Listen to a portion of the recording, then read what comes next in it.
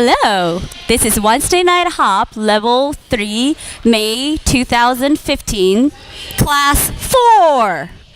The final finale. The final chapter. I know. Yes. What did we do today? So today we were tying things together more into social dance from all the different concepts we talked about self-balance, your own levels, your arm tension, and compression for both the leads and the follows matching each other, and handholds. Yep. So we started with some spins. Right. So for the purpose of this practice, what the follow needs to do is we put our hand at like a spinning kind of a position. We put both our hands kind of towards front and pointing down, and also basically again we are basically just maintaining this frame, not breaking it, and we're just turning towards one direction. And what is breaking it, Angela? Breaking it would mean this. That would mean I hurt my shoulder and I would be crying.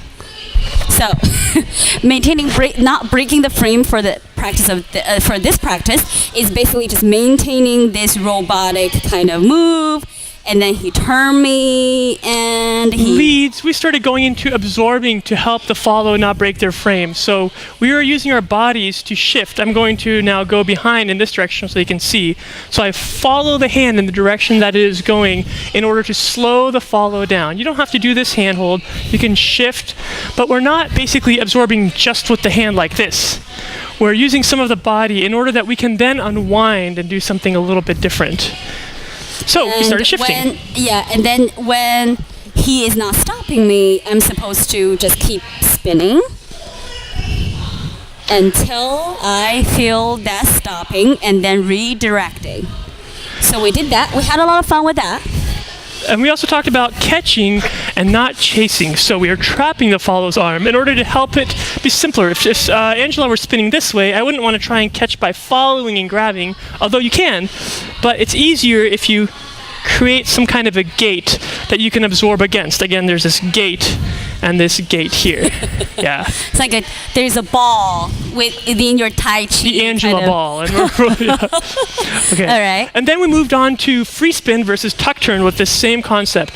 So we did both with swing out hand and also with cross hands. Right. We did this step sideways to shift our weight, just like we've been doing with the two-handed steps.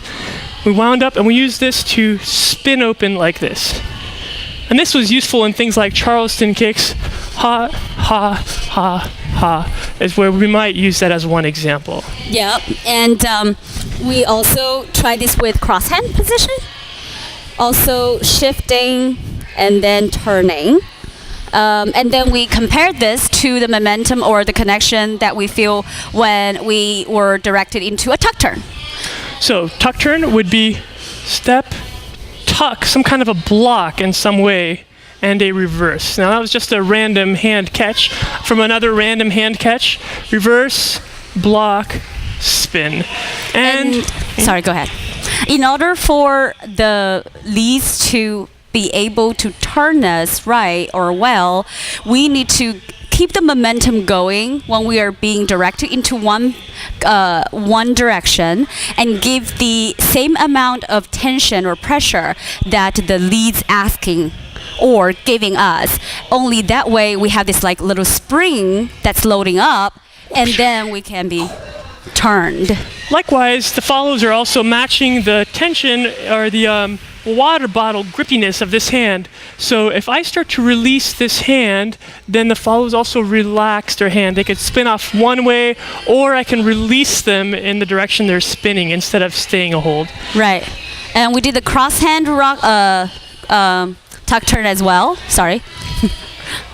Ha, ha, ha. And then we use this to go into this cool behind the back figure. 1, 2, 3, 4, 5, 7, and 1. And the concepts here are exactly what we talked about. So we have this rock step, then we have this level change here, and this absorption that we did before. The follows are matching this tension with this arm. Let's scoot this way so they can see. And then we release and catch the same So here's catch. the tension again, and so if he is to turn me again, redirecting me, I'm loaded, loaded, loaded, loaded. So always keep this arm the same level of tension that the leads gave you. We did this move in 2 different ways. One of them leads chest facing the follows and one away. So here's facing, 2, 3, ha, chest facing, spin, out, catch. The other way would be facing away, which is like extra cool because you're not even looking. 1, 2, 3, 4, 5, 7, and 1. And from one more side, 1, 2, 3, 4, 5, 7, and 1. And we talked about the level change at two specific places here. One is when we got wind up, and then up and down, catching. So just create the dynamic, make it more dramatic. So this is in general for all social dance moves that would involve some kind of a tension or redirection with your hands. It's the concept of matching your partner's frame. So then we went into even more opposition with a swing out, pop. Yep. 2, 3, and 4, 5, 6, 7, boom. From this side, 1, 2, 3, and 4, 5, 6, 7. So what we did actually for this one is we did a couple of pushing away exercise. So we're gonna push.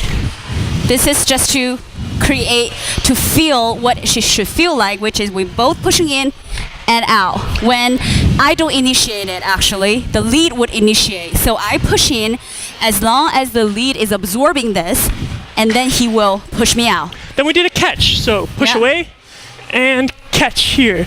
So we did the same tension apart, but this time we used the hands to stay somewhat closer. Right. So again, one key is not to push your partner too far away to make this kind of thing. Yeah, that will be too far. Okay? Then we just talked about going and pushing in the center. So earlier in the class, the first class, I believe, or second one, we talked about having our elbows with a line connecting them so that when we push, we're pushing against the follow's centers instead of using the force to bend their arm. And this time, we're actually directly attaching to the center. And the center is my bone right here, my hip bone. So just guess where. It's right there. Right there. So on 3 and 4, the follow is coming towards us, so we can use that tension or that momentum to compress into this move and then pop out. And one tip for the follow is we do not know that they're going to go into this move, so we are connected at 4, 1, 2, 3, and 4, and we let go at 5, right? But during this move, the 4 also was being absorbed by him, absorbing more, and then I'm gonna be pushing on both, popping back. 2 words of warning. One was the knees. You can railroad track it. I tend to have my knees wider out because I have long legs. Either way, don't bash your knees. Yep, that's it. Thank you for coming. We had a great time. You guys learned some awesome advanced concepts starting from the very basics and balance and weight shift, and you were doing these awesome difficult moves at the end. Well done. See you next time. Bye.